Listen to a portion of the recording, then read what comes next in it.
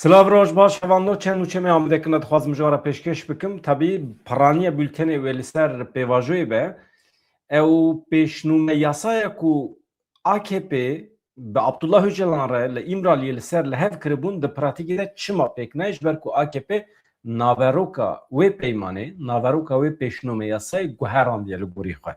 Yani deforme kiriye. Ji bi kesekî re jî parve nake. Ne bi Dem Partiye re, ne bi Qandîlê re, ne jî bi civakê re parve nake. Tenê bawekî qismî rojnamegerên nêzê AKP vê yekê peyderpê hindik hindik ji raya giştî re eşkere dikin ji bo raya giştî ji bo millet fêrî van meseleyan bikin. Lê em dizanin ku dewleta Tirkiyê, em nebêjin AKP jî, dewleta Tirkiyê bi şiklekî li İmraliyê bi Abdullah Öcalan re li ser çarçoveyekî yasayê li hev kiribû. Ev çarçove, ev yasa derket derve hat berdestî AKP, lê AKP têda guherîn çêkiriye li gorî dilê xwe. Baş e, heta vê dilê. Li ser van mijaran nûçe hene, ez dixwazim ji wara pêşkêş bikim, pêşî biçim Pakistanê li wê derê teqîn çêbû, bi dehan kes karker mirine, me dikare bêje hatine kuştin jî ji ber ku tedbîr nehatine girtin. Em wisa dest pê bikin hevanno, bila ev manşeta me jî li ser ekranê be. Selhedîn Demirtaş di derbarê Narîn Güranê de tiştên pir balkêş gotine, dosyaya Narînê ew ê pêşkêşî mehkemê bike. Bi qasî ku Selhedîn Demirtaş dibêje, dosyaya Narînê dibe ji nû ve di berçavara re derbas kirin. Malbata Güran mağdur e û dibe mehkemekirin ji nû ve çêbibe. Hevano li Pakistanê dikanekê komerê de teqîn çêbû, heta vê saetê 34 karker mirine, lê dibe ku hejmarî gelekî zêde be ji ber ku yê wenda hene. Li Herêma Belûcistanê yel başûrê Pakistanê dikanekê komerê de teqînekî çêbû. Herî kêm 34 kes mirin, hemî jî karker bûn. Tîmên rezgarkirinê bi saetan li karkerên di binkanê de geriyane. Heta niha cenazeyê 34 karkeran li cî bûyerî hatine dîtin. Gelek kes hene wendane, teqîn li kaneke nêzîkî bajarê Quwetayê li Herêma Belûcistanê rûdaye. Ev jî bûye sedema herefîna beşekê mezin ya kanê.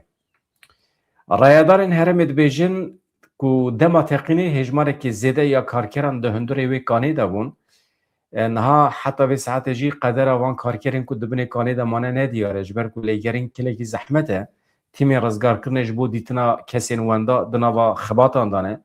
Lê me tirsiya herifîna zêdetir a kanê heye, ew jî karê lêgerinê hinekî zehmet dike.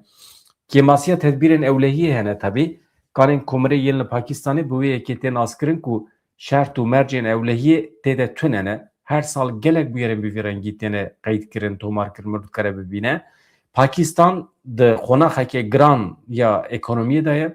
Krîza ekonomîk tu car kêm nabe li wan welatan. Zextekî zêde li ser sektora enerjî jî heye. Par jî li Herêma Belûcistanê di bûyerên bi vîya wê de gelekî karkeran jiyana xwe ji dest dabûn hevanno. Niha em derbasê İranê dibin. Ez ê werim ser mesela pêvajoyê ji kerema xwe re hûn jî şîrovê xwe binivîsînin. Mesele gelekî mihîm e. Beyanata Dem Partiye heye û virda wê de me jî hin agahî girtine, hin çavkaniyê me jî hene. Dixwazim hin tişta ji wara bêjim. Li Îranê li Urmiyê girtiyekî Kurd hat îdamkirin. Bala we lê ye dewleta dagirker ya Îranê tê li nava welatê Kurdan gencekî Kurd digire li gor dilê xwe dar vedike. Rêxistinên mafê mirovan ragihandin ku ceza îdamkirinê yê girtiyekî Kurd yê ji navçiya Nexedeyê ê parêzgeha Urmiyê ku ew jî bi tohmeta kuştinê hatibû girtin, li girtîgeha navendî ya parêzgehê hatiye bi cîhanê. Yani îdam di pratikê de pêk hatiye. Ferzat Subhanî li girtîgeha navendî ya Urmiyê dima. Roja duşemiyê Ferzat Subhanî derbasî hûjeya yek kesî kiribûn. Destê sibêha çarşemê jî li wê derê hatiye darvêkirin. Ferzat Subhanî gencek bû. 21 salî bû. Xelkê gundê Girteqitê ê Nexedeyê bû. Ew beriya 3 salan bi sûcbariya kuştina bi qestî hatibû desteserkirin, paşê jî ceza îdamkirinê lê hatibû berîn. İran hûn zanin yek ji wan welatan e ku her sal به هزاران yani neze hezar و pensid insan tene darvekirin. Yani insan bi destê dewletê tene kuştin. Bala welê bi hevano insanekî 21 salî genç e. Suçî wî çi dibe bila bibe.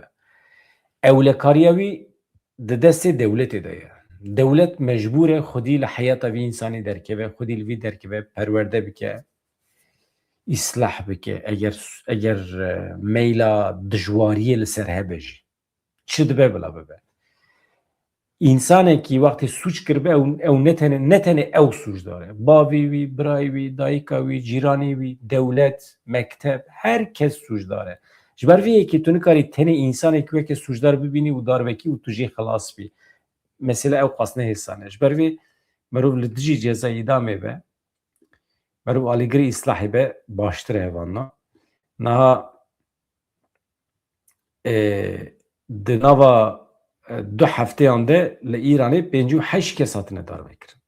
Kiryarên dewleta Îranê yên darvekirinê berdewam dikin. Tabii dewleta Îranê di nava du hefteyên derbasbûyî de 58 kes darvekirine.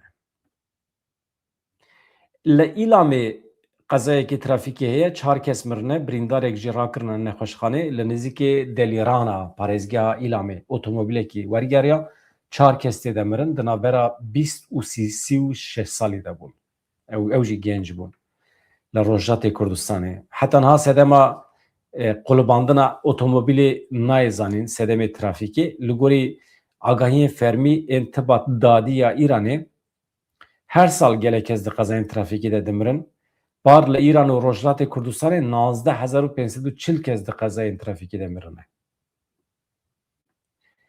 Em warin ser meseleya me, meseleya pêvajoyê.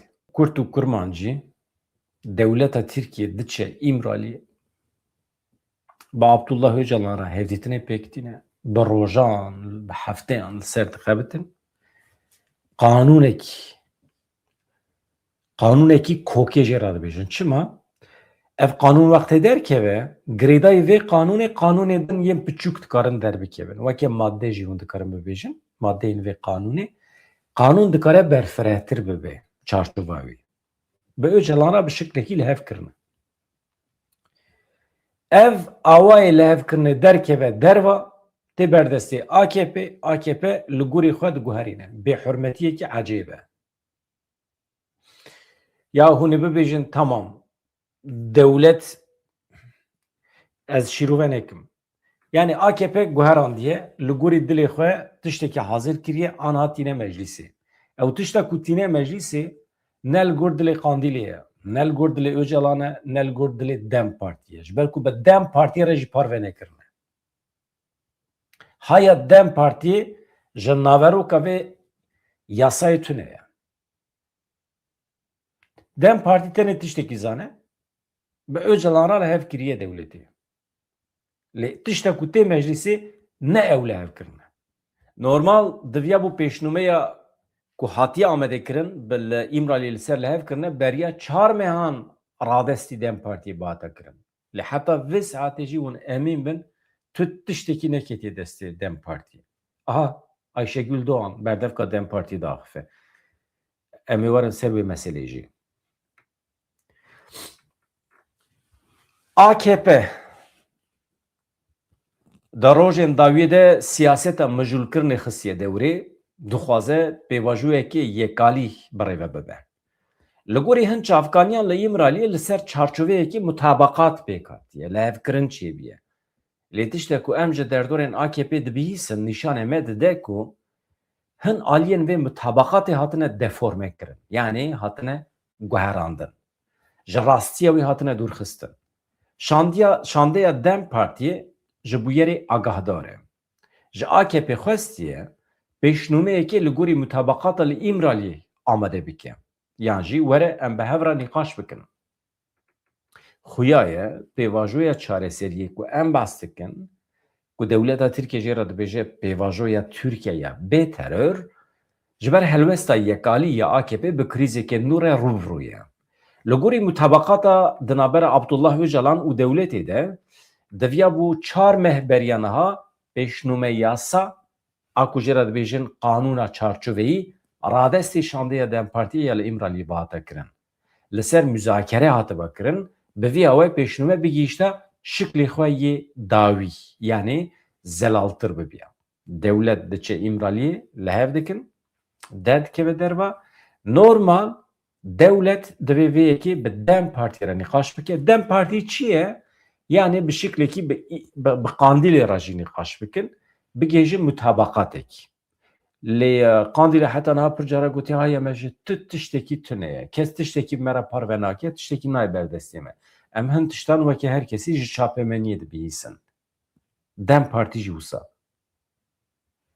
Ev hemî dibin sedem ku pêvajo bixitime û dirêj bibe. AKP bi zanebûn dike ji ber meseleyên rojhilata navîn. Hevan na. Yani mesele zelan nebiye. Dem Partiye jî li cem xwe pêşnûmeyekî yasayî ji xwe beriya niha amade kiriye. Ka ew jî li gorî xwe dibêjin AKP wextê pêşniyazê xwe bîne, ez jî pêşniyazê xwe amade bikim, em bibin nîqaş bikin. Ev pêşnûme yani taslak jê re dibêjin. Ev pêşnûme yasaya ku hatiye amade kirin wê bahata müzakere kirin. Li ser nîqaş hatibe kirin, qanûna çarçoveyî wê bi vî awayî bahata nivîsandin û şiklê dawî pêşkêşî meclîsê bahata kirin. Yani ana tişta ku AKP pêşkêşî meclîsê dike, pêşnûmeya şaş e. Normal pêşnûmeya ku di encama müzakereyan de hatiye amadekirin divê pêşkêşî parlamentoya hatibe kirin. Lê mesele wisa pêş neket. Niha em ketine meha heştan, meha tebaxê ye.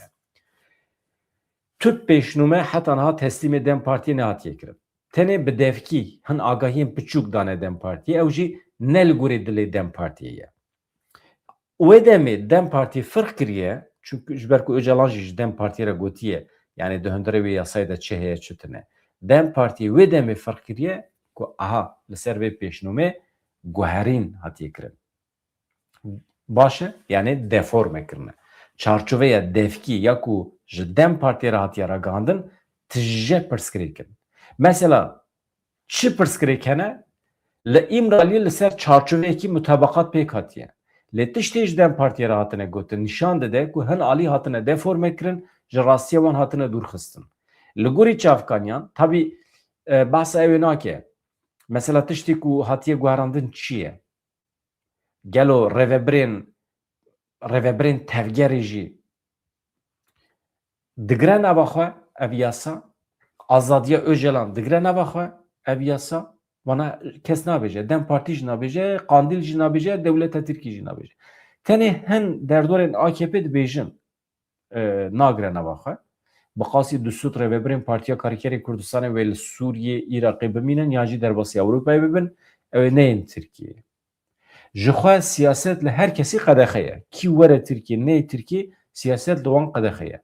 Hatta tiştekî din jî tê gotin, insanek ku ji hepsê derkevin jî siyaset li wan wê were qedexe kirin. İnsanek mîna Selahattin Demirtaş, Figen Yüksekdağ, Hemî Hevalî, Bekir Kaya, Selçuk Mızraklı, bi hezaran insanên berê ji bo dawa Kurd û Kurdistanê xebitîne di hepsê dane, hemî eger werin berdan bi qanûnan yan bê qanûn ne mesele siyaset wê li wan were qedexe kirin. İnsanê ku ji çiyê vegerin, insanê ku ji Avrupayê vegerin jî siyaset wê li wan were qedexe kirin. Vî em bizanibin, em li gorî wî tedbîran bigirin.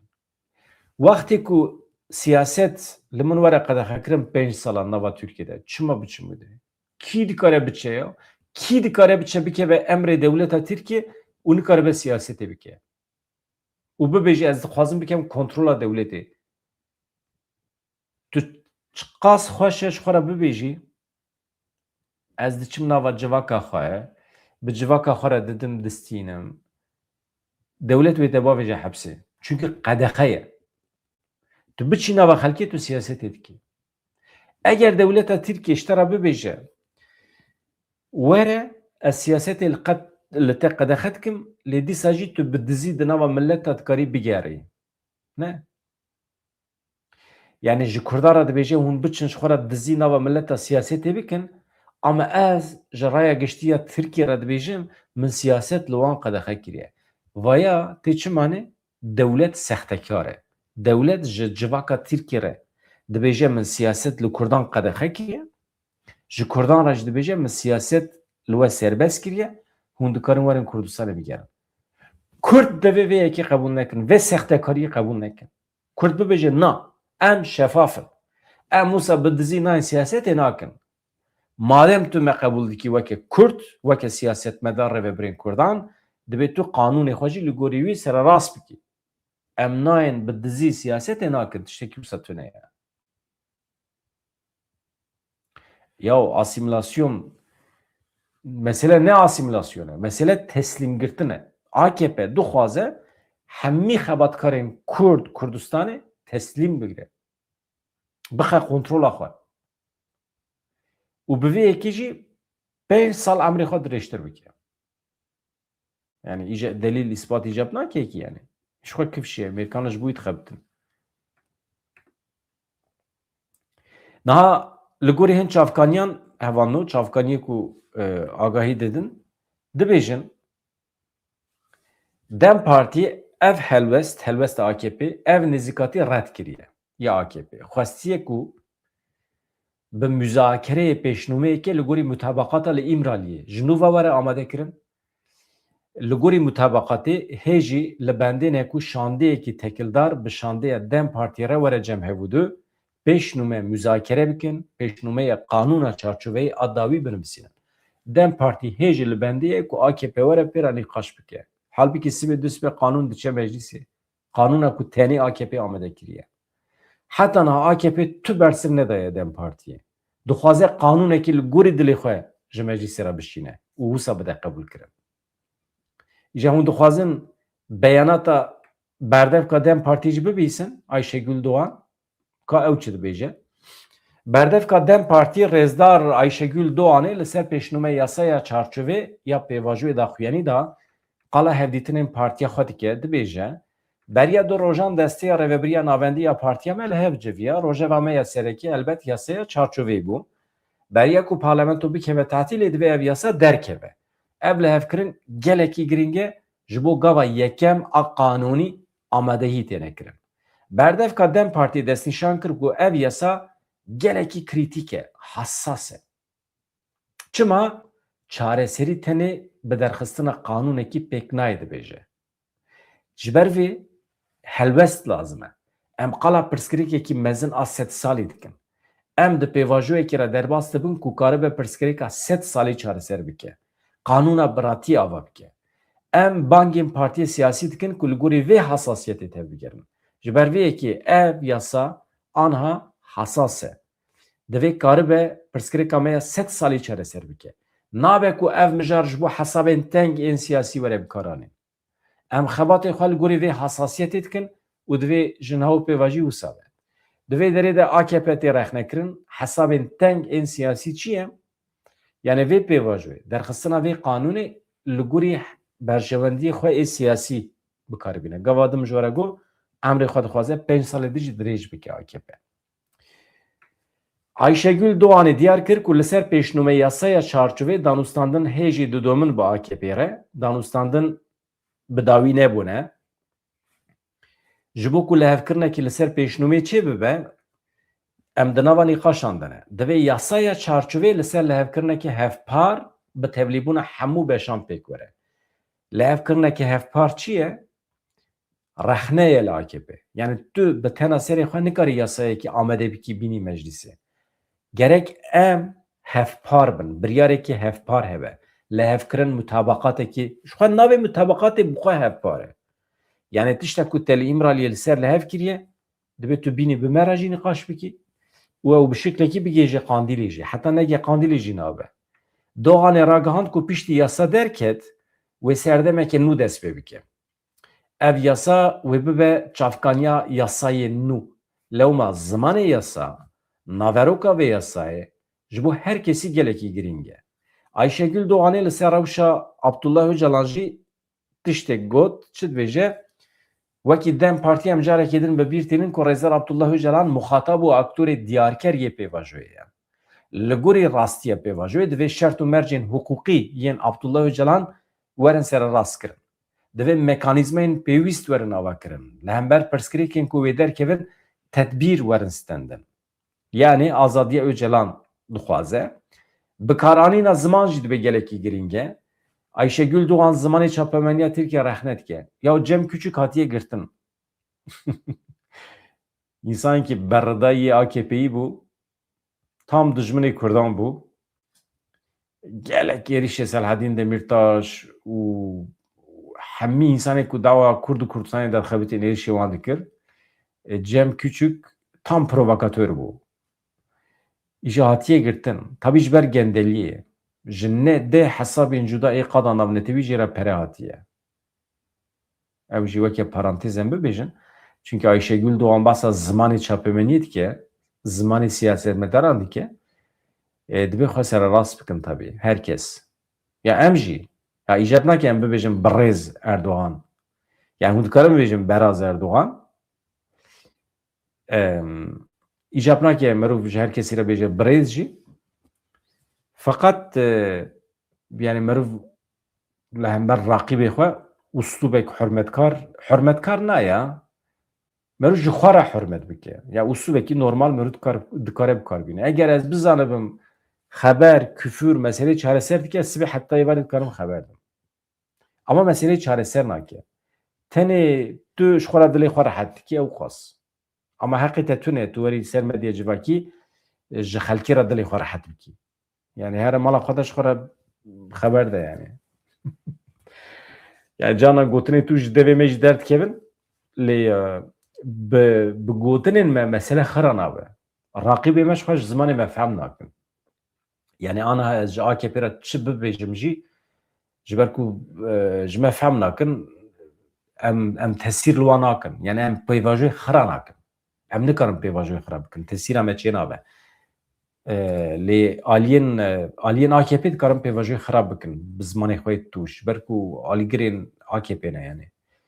Diyarker e. Wekî din çi dibêje? Dibêje bikaranîna ziman gelekî mühim e. Divê ev ziman bibe zimanê aştiye. Divê dev ji zimanê dijber, zimanê dijminayî were berdan. Berdevka Dem Partiya Ayşegül Doğan da zanîn ku divê qanûna ku tê amadekirin bingeheke xurt ji bo aştî û demokrasî ava bike. Dibe ku yasa demkî be li divê bandora wê demdirêj be. Em li bendêne ku li parlamentoyê li ser dîrokê daxuyaniyekî were dayîn. Yani kengê ev pêşnûme yasa wê were parlamentoyê ji ber wê jî saet û rojên li pêşiya me gelekî krîtîk in. Yani ez bi xwe vê hevokê baş nabînim. Çima? Çünkü dibe em li bendêne ku ev yasa were parlamentoyê. Ka gavadin te got me hê li ser li hev nekiriye. Ka te got em li bendêne ku AKP were bi me re müzakere bike, qise bike. Çima tu li bendî biçe parlamentoyê? Ne baş e. Dibe tu pêşî berê ku AKP ecelate çi ye? Ya çima AKP ala acele beriya tatilê bibe parlamentoyê? Berê ku bibe parlamentoyê tu li derva li ser nîqaş ke. Hatta derbixin holê herin îmralî nîqaş bikin. Bi Qandîlê re nîqaş bikin. Yani çima acele? Bila pêşî çerçeveya qanûnê pêşnûme hemî eşkere bibin. Ana dibêje em li bendêne ku parlamento li ser tarîxê daxuyaniyekî bide ji ber wê yekê saet û rojên li pêşiya me gelekî krîtîk in. Ji Doğanê pirsekî hat pirsîn gelo wê AKP bi tena serê xwe pêşnûmeyê amade bike. Berdevka Dem Partî got divê raya giştî li ser pêşnûmeyê were agahdar kirin. Ev pêvajo ne yekaliye. Divê li hevkirinekê hevpar pêk were. Nabe ku helwesteke yekalî hebe. Divê naveroka qanûnê berfireh bibe. Hemû kesan li xwe bigire. Yani ez dibêjim qey vekiriye tişta ku em dikarin rexne bikin hevalino divê derê de revebirên me ê Dem Partiyê ê Qandîlê tim zimanek bikartîne. Dibêjin çi? Gerek wisa bibe. Divê wisa bibe. Vaya tê ji me re dibêjin. Li ber çapemeniyê dibêjin. Divê qanûnekî derkeve ku her kesî bigire nava xwe. Divê qanûnek hebe demdirêj be. Temam ez jî dibêjim qanûnek hebe nizam çawa be. Ama bi wî şiklî nabe. Gerek li ser masê tu nîqaş bikî, tiştek ku em dixwazin ji te bibîsin, bi gotina divê lazim e gerek bi dest pê neke. Tiştek ku em dixwazin ji te bibîsin, derkevî pêşiya çapeniyê bibêjî me û AKP'yê me li ser van xalan li hev kir. Me biryar da ku em taslakekî wisa reşnivîs, pêşnûme çi dibe bibe, navî çi dibe öyle be. Me amade kiriye û vaye naveroka wî em ji we re eşkere dikin. Em vîye dixwazin. Di ser me re talîmat nedin AKP. Yan jî di ser me re nebêjin divê wisa be. Em jî zanin divê çawa be. Hatta em jê zêdetir dixwazin. Hele rêveberên me Qandîlê dîsa merû fehm dike yani. Yani di ser medyê re nîşanê AKP de divê çawa be. Ama Dem Partîsî be heta êvarê bi AKP re imkanî wê hevdîtina pêk bîne.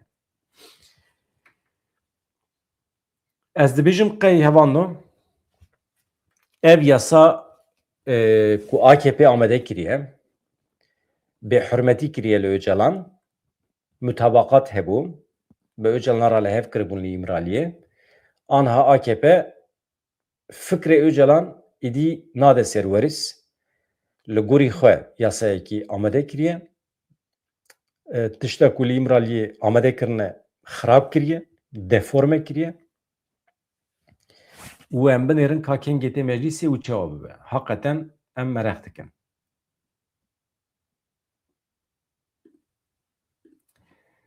Hevando şaredariya Stenbolê biryarekî xweş girtiye Kurdî jî li xizmetên alo sed û pêncî û sisê zêde kiriye. Yani hûn xizmetekî bixwazin şaredariya Stenbolê hûn dikarin telefon bikin êdî bi Kurdî pirsê xwe bipirsin û bi Kurdî xizmetê bigirin. Eger rast be tiştekî süper e. Ama rica min ji we ew e. Gelek hevalê me li me temaşe dikin li Stenbolê. Mesela problema wê ya avê heye, elektrîkê heye, tiştekî heye, rê, trafîk mesele. Wextî hûn telefonê şaredariyê dikin, bi Tirkî qise nekin. Ji xwe re bikin edet ya. Mesela telefon kin bêje roj baş. Ez filan kes li mala min di mesela telefonê elektrîkê de pirsgirêkekî min çêbûye. Pirsek min heye ji we. Ew bibêjin Kürtçe hizmetimiz yoktur. Ew wisa bibêjin. Yani ji bêje tu ez ji zimanê te fehm nakim. Tu jî bibêje ji kerema xwe re xeta Kurdî ji me re bêje ez çawa dikarim xwe bigîrim xeta Kurdî. Yani aktifkirina vê xeta Kurdî ya şaredariya Stenbolê di destê we de ye. Hûn bi xwe dikarin telefon kirin. Heta ji nihava telefon kirin. Tabî bila ez nabêjim problem hebe lê hûn dikarin biceribînin. Alo 125 bû, 140 bû, 153. Alo 153.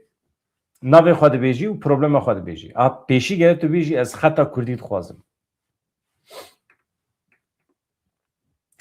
Navenda çavderiya alo 153 ya şaredariya mezin ya Stenbolê ku beriya niha bi zimanê Tirkî, İngilîzî, Erebî xizmetê dida. Zaravayê kurmancî ya Kurdî jî li zimanê xwe zêde kiriye. Zazakî tune tenê kurmancî ye. Şaredariya bajarê mezin ya Stenbolê kurmancî li xizmetên pirzimanî zêde kir. Eger pêk were di pratikî de süper e. Navenda çareseriyê ya alo 153 ya girêdayî şaredariya dairêya tekiliyên bi gel re heta niha bi zimanê Tirkî, İngilîzî, Erebî xizmetê dida. Ji Ewropê ve ew ê kurmancî jî xizmetê bide. Her roj bi hezaran welatî şeniyên li Stenbolê bê ku biçin li avahiya şaredariyê xeta alo 153 digerin gilê û gazincê xwe, daxwazên xwe, pêşniyazê xwe ji rayedana re radigihînin. Ji Ewropê de êdî kesê ku Kurdî diaxivin wê karibin ji xizmetên şaredariyê bi zimanê xwe fayde bibînin. Girêdayî we ye vê xetê hûn dikarin aktif bikin hevanla. Çi qas zêdetir hûn telefonê şaredariyê bikin ew qas hûn dikarin xizmetê zêde bigirin. Em çi bikin? Em ji Ewropayê jî telefon bikin. Tabî ev 153 ji çira dibe ez wî nizanim. Gilî û gazincê çawa mesela. Ya Selaheddin Demirtaş bi bavê Narîn Güranê re hevdîtin pêkaniye. Tabî Arif Güran ne tenê bû, Baran jî pêra bû, Baran Güran. Ew jî birayê Narînê ye. Pir mücadele kir, Baran bi xwe jî pir mücadele kir. Hevserokê berê HDP Selhedîn Demirtaş biryara dadgehê ya li ser doza Narîn Güranê rexne kir. Selhedîn Demirtaş cezayê müebbeta giran ên ku li dayîk, bira, apê narînê hatine birîn wekî felaketa huquqî pênasê kir. Diyar kir ku wî dosya wekî huquqnasekî xwendiye, delîlên şember berbiçav tenê Nevzat Baxtiyar nişan dide. Yani tu delîlekî ku bibe sebebê girtina dayîk, bira, ap tune ye. Delîlek tenê heye, ew jî Nevzat Baxtiyar e. Selhedîn Demirtaş eşkere kir, ew bi bavê Narîn Güranê re, Arîf Güranê re civiyaye li zindana Edirnê, baran jî pêrabiye, çûyîna baran jî mühîm e. Ez wisa pê hesiyam. Tabii erê, wisa dinivîsîne, nizanim baran û Arîf bi hev re çûne, bav û kur. Divê dosyaya dozê bi çavê huquqnasekî xwendiye, biryara dadgehê gelekî rexne kiriye. Demirtaş delîlên di dosyayê de nirxandin. Anî ziman ku tenê suçê Nevzat Baxtiyar bi delîlên şember hatiye îspat kirin. Cezayê müebbeta giran yên ku li dayîk Yüksel Güran, Enes Güran, apê Narînê Salim Güran hatine birîn bi temamî bêbingehin. Delîl îspat tune ye. Selhedîn Demirtaş wiha nivîsand.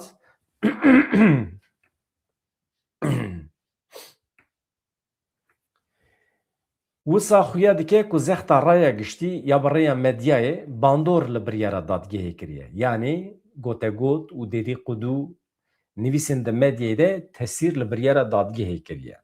Li gorî prensîba gomanbar ji gomanê sûdê werdigire, delîlên heyî ji bo dayîk, ap têra vî cezayê nakin.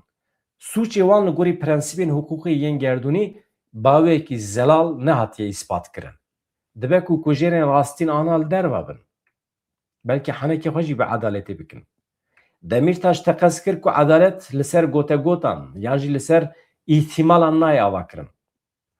Destnîşan kir ku divê ev biryar di qonaxên dadgehên bilind de were xirabkirin. Demirtaş diyar kir ku ji bo delîl tiştek lazim e.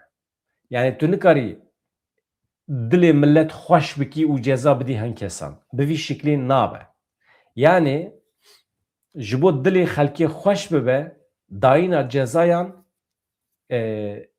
adaleta rastî nine. Hatta cezayên bê delîl vê dibe felaket e. Dibe ku kujêrên rastîn yê Narînê li derve bin, dayîk, bira, ap jî di girtîgehê de bin aniha. Ev rewş wê wîjdanê raya giştî zêdetir birîndar bike. Yani Selhedîn Demirtaş dibêje dadgehê ji bo wîjdana raya giştî rehet bike, ap, bira û dayîka Narînê avitiye hepsê. Halbikî divê tam berova jî bibe. Ev rewşa ku aniha em tê dane, wîjdanê raya giştî zêdetir birîndar kiriye. Bangê Wezareta Dadê kiriye. Bangê Baroya Amedê kiriye Selhedîn Demirtaş. Ji wan çi dixwaze? Hemû huquqnas ê ku Baroya Amedê dixebitin. Ji bo pêkanîna edaletê bike min nava xebatan. Ji Wezareta Edaletê ya Dewleta Tirkî jî xwest ku dosya bi hûrgulî were lêkolîn kirin, ji bo xirabkirina biryarê serî li dadgeha bilind bide. Yani Wezareta Edaletê serî li mehkemeya bilind bide, bibêje li Amedê şaştiyekî çêbiye, di biryarê de ya müebbet çi ye? Yani cezaya heta ye. Yani tu li hepsê dimirî. Çima? Delîl tune, suç tune. Demirtaş peyama xwe bi gotina vê gotinê qedand yani bîranîna Narînê malbata wê araya giştî vê yekê heq dikin ku mirov heqeten vê dosyayê eşkere bike, mehkemekirinekê adîl bide pêkanîn. Hevan o meseleye we yani tiştek ku em ana dibîzin Hamasê qonaxa duyem ya Agirbesta li Xezayê qebûl kiriye. Bi destûra we hevan ez xatir ji we bixwazim ji kerema xwe re ji bîr nekin, bibin abone kanalê hinekî mezin bikin ku em bikaribin hinekî bi hev re bixebitin. Derdê me giran e. We goterî xatirê we silav rêz.